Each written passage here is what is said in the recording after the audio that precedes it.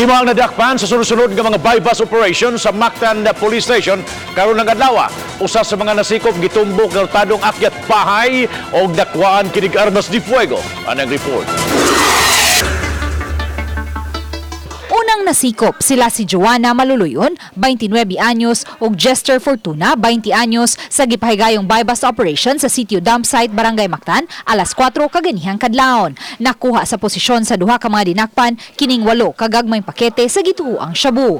Pagka alas 7:30 sa buntag, naaresto usab sa Drug Enforcement Unit sa Mactan Police Station sila si Ramil Castillo, 39 anyos, ug Richie Sinas, 30 anyos, sa sitio Sea Breeze. 7 ka mga gagmay sachet sa gituoang shabu ang nakuhang ebidensya batok sa mga dinakpan.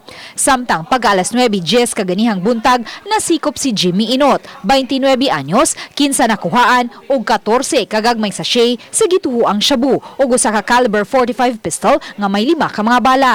Gawa sa kalambigitan sa gidiling drogas, gitumbok usab si Inot nga notadong akyat bahay. Pusher, at the same time, akyat bahay, then robbery, all around ni siya nakuan ya usahay dapat ni subject pa na mo pud ni iyang kuan kung wa ba ni siya appeal pod sa mga gun for hire. Apan hugtanong gihimakak ni Inot ang mga pasangil.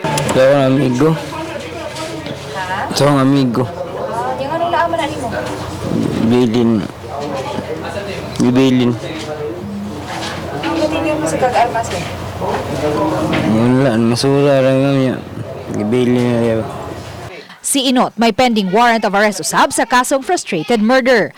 Ang sunod-sunod nga bypass operation sa Mactan Police kabahin sa gipahigayong one-time big-time operation sa Lapu-Lapu City Police. Sukad miasumer sa katungdanan ang bagong city director nga si Police Colonel Clarito Baha niadtong Lunes. Uban ni Rinante Quiñones, Luan Merondina, Balitang Besda.